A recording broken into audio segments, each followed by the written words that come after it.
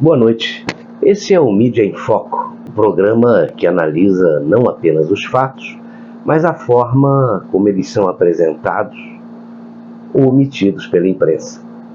Nos últimos dias, a cobertura sobre o chamado caso Banco Master marcou uma mudança de postura em parte da mídia. Jornalistas que antes demonstravam apoio irrestrito às decisões do Supremo Tribunal Federal passaram a adotar um tom um pouco mais crítico. Hoje a pergunta central do programa é uma das mais importantes do jornalismo. A quem isso interessa?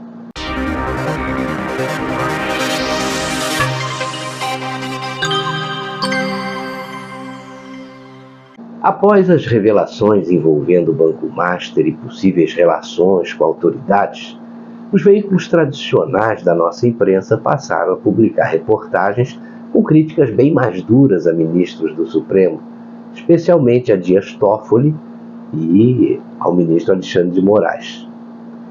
Entre os nomes que ganharam destaque, está aí a jornalista Malu Gaspar, do jornal o Globo, responsável por reportagens que trouxeram aí novos elementos sobre o caso. A mudança chamou a atenção porque durante os últimos anos, grande parte da imprensa sempre manteve uma postura de defesa das decisões do STF, especialmente em temas ligados ao ex-presidente Jair Bolsonaro e aos atos de 8 de janeiro. Agora, com as investigações que atingem integrantes da própria estrutura de poder, o tom da cobertura parece mais investigativo e menos institucional. As minhas dúvidas são grandes. Será que essa postura investigativa é uma mudança editorial verdadeira? Ou ela está refletindo apenas uma disputa interna de poder dentro do próprio sistema político e institucional? A atuação atual de alguns jornalistas segue o mesmo padrão de rigor adotado em outros casos recentes? Por exemplo, houve o mesmo nível de investigação em denúncias sobre gastos públicos, sigilos ou políticas de governo? A cobertura tem sido equilibrada entre os diferentes atores políticos? Vamos tomar como exemplo a própria jornalista Malu Gaspar. De uma hora para outra parece que ela virou a heroína do Brasil. Foi a Malu Gaspar que revelou todo esse escândalo do Banco Master. Mas quando a gente verifica a postura dessa jornalista diante de escândalos que envolveram o PT e o Lula num passado recente, aí a gente começa a achar algumas coisas estranhas. E isso sem falar das posturas antidemocráticas do Supremo, né? E aí acende uma luz amarela. A quem isso interessa? Ela tem batido forte nos ministros Dias Toffoli e Alexandre de Moraes. E tem motivos para isso. As questões em que eles estão envolvidos aí são vergonhosas e uma desmoralização para a nossa Corte Suprema. E ela toca na ferida. Tem muita coisa envolvendo esses dois ministros que precisam ser explicadas, né? Tem muitas coisas nesse sentido.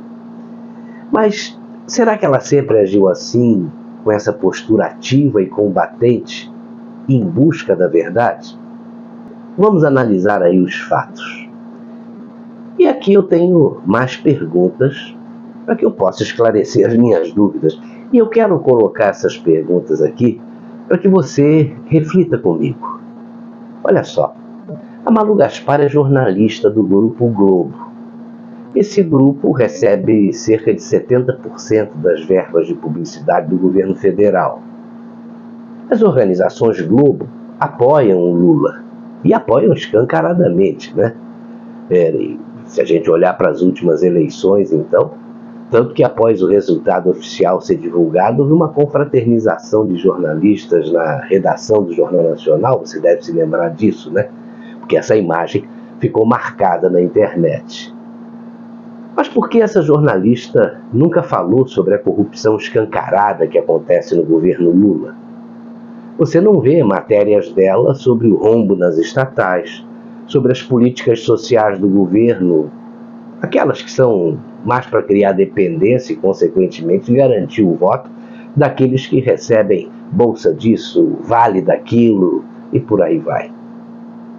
Eu nunca vi a jornalista Malu Gaspar questionar os cartões corporativos utilizados por Lula e pela Janja e nem questionar os sigilos impostos pelo presidente, mesmo depois dele dizer em campanha que, se eleito, acabaria com o sigilo no Brasil. Segundo informações da jornalista Amanda Garcia e também publicadas na revista Veja, as despesas dos cartões corporativos do casal presidencial já ultrapassam 1,4 bilhão de reais. Isso desde o início de 2023. E olha que parece que passagens, viagens e segurança não estão incluídos nesse valor. Isso também não é um escândalo? Mas continuando. O Grupo Globo recebeu do governo 462 milhões da verba de publicidade do governo Lula. O Lula tem interesse em tirar 1 ou 2 ministros do Supremo, segundo informações de bastidores. Parece conveniente o aval para esse ataque ao Supremo, né? E especificamente a Dias Toffoli e a Alexandre de Moraes. A Malu Gaspar é uma jornalista de esquerda e nunca simpatizou com nada que viesse da direita e muito menos de bolsonaristas. Ela sempre tratou o Bolsonaro como bandido e como alguém que articulou e liderou um golpe de Estado. Na época da prisão do Bolsonaro, ela disse que foi feita justiça no Brasil. Ela nunca falou sobre postura do general G. Dias, das fitas do dia 8 de janeiro que sumiram, e nem das prisões ilegais e em lotes de pessoas que estavam se manifestando e nunca tiveram no Palácio do Planalto na hora daquele quebra-quebra. Elas só estavam na porta dos quartéis e foram levadas para a prisão sem saber para onde estavam indo. E isso aconteceu porque ofereceram lá um transporte para elas deixarem o local. E essas pessoas foram para a prisão. Foram julgadas em lotes, sem conduta individualizada, o que é ilegal. E o que disse a jornalista Malu Gaspar sobre isso? Você sabe qual foi a posição da jornalista sobre a anistia? O que ela publicou a respeito das denúncias do Eduardo Tagliaferro, o ex-assessor do Moraes? Eu não vi nada. Mas a gente sabe que nessa época ela apoiava as ações do Supremo. Em programas que ela participou, ela disse que se o golpe fosse efetivado, não estaríamos ou não restaria mais a democracia e não haveria a possibilidade de um julgamento legal. O Supremo era idolatrado. Agora, quando o Moraes parece que vai correr atrás dela, como fez com vários jornalistas que estão exilados, todo mundo fica perplexo com os abusos dele. Só que ela dobrou a aposta e continua colocando os 2 ministros na berlinda. Olha, deve estar com muito respaldo para manter essa posição. Mas o que a gente está vendo é que o sistema está reagindo também, né? E agora vai fazer de tudo para anular as provas existentes e calar a imprensa. A ameaça de prisão da jornalista Malu Gaspar, que já corre na boca miúda do Supremo, ela não está despertando pena daqueles jornalistas que foram calados, nem dos presos injustamente pela farsa do 8 de janeiro. Eu incluo aí também a Débora do Batom, né, que pegou 17 anos de prisão, depois isso foi reduzido para 14 anos, uma pena absurda. E a razão é simples. A Malu Gaspar não teve pena de ninguém, de nenhum deles, não apurou os fatos adequadamente e apoiou a ditadura da toga, que agora se vira contra ela e contra os seus colegas da grande imprensa. Hoje está todo mundo com medo e achando tudo isso um absurdo.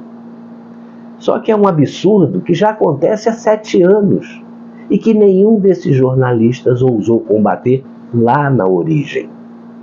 Todos esses jornalistas que agora começam a ser perseguidos no fundo, sempre souberam que o golpe foi uma farsa montada. Mas para eles, isso sempre foi conveniente. Criaram um monstro que agora está vindo para cima dos criadores, né? A curiosidade de muita gente se resume em saber de onde a Malu Gaspar tira todas essas informações que ela tem divulgado. O ex-governador do Rio, Antony Garotinho, já disse aí em lives e em várias entrevistas que a fonte da jornalista é o banqueiro André Esteves, do BTG Pactual. Segundo o ex-governador, ele quis fazer um acordo para comprar o Banco Master do Daniel Vorcaro, pagando R$1 e ficando com a dívida. Na realidade, uma jogada fiscal que ele queria fazer, o que o Vorcaro não aceitou. Só que ele fez uma due diligence e teve acesso a muitas informações sobre o banco, incluindo os gastos com Lewandowski, com Guido Mantega e com o escritório da mulher do Alexandre de Moraes. E segundo o ex-governador, essas informações não poderiam ter saído de outro lugar, nem desses auditores fiscais que não têm acesso a informações tão detalhadas. Ou saiu do próprio banco, ou saiu dos beneficiários, que não têm nenhum interesse em divulgar isso, ou de alguém que teve acesso a todas essas informações e que tem o Daniel Vorcaro como um concorrente inconveniente, sobretudo após essa tentativa de adquirir o banco e dentro daquele princípio que a gente já falou. Agora, vamos começar a ligar os pontos e ver a quem isso interessa. André Esteves tem relações com Lula. Ele tira Vorcaro do mercado. O diretor da Polícia Federal, Andrei Rodrigues, foi nomeado por Lula, mas sempre esteve alinhado com Alexandre de Moraes. Só que Andrei Rodrigues viajou com Lula para a Índia. Foi Andrei que entregou ao Fachin o relatório que apontava irregularidades de Toffoli e ainda pediu a sua suspeição. O ministro André Mendonça, que está com o caso agora, não deixou que essas informações fossem para o Andrei. O Andrei Rodrigues deveria ter procurado o Ministério Público. Só que o PGR é ex-sócio do ministro Gilmar Mendes, sempre atuou em dobradinha com Toffoli e com Alexandre de Moraes. E você vê que a origem do Banco Master tem uma vinculação com o pessoal do PT da Bahia, incluindo Jacques Wagner e Rui Costa, que hoje está na Casa Civil. É bem provável que as medidas adotadas contra os auditores fiscais sejam uma cortina de fumaça. Em 2011, o Moraes adotou o mesmo procedimento e não comprovou nada contra auditores da Receita que teriam vazado os dados de ministros do Supremo. Todos foram reintegrados. Um deles, infelizmente, morreu na época da Covid, após juntar depressão pela injustiça e a pandemia. Tudo indica que existem 3 interesses em andamento.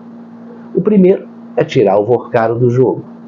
O segundo é tirar pelo menos o Toffoli do Supremo, se possível, o Alexandre de Moraes. Assim, Lula vai indicar mais 3 nomes de sua confiança para o Supremo e vai ter mais chances de ser blindado no futuro. E o terceiro interesse é encontrar motivos para anular as provas todas. Afinal, a origem do Banco Master tem vinculação com o PT da Bahia, como já foi amplamente noticiado. E voltando a Malu Gaspar, eu pergunto por que ela não se pronunciou na época em que o Toffoli abriu o inquérito do fim do mundo e censurou a revista Cruzoé. Ninguém da velha imprensa foi fundo na história do amigo do meu pai. Esse era o nome que Toffoli era conhecido, né? Se tivessem atuado naquela época, talvez não estivessem passando pelo que estão passando hoje. E que a manchete de um jornal do estado de Mato Grosso traduz muito bem. Diz o seguinte: Moraes vê acordo entre Malu Gaspar e André Esteves e prisão da jornalista é iminente. Só que as perguntas não param de passar pela minha cabeça, né?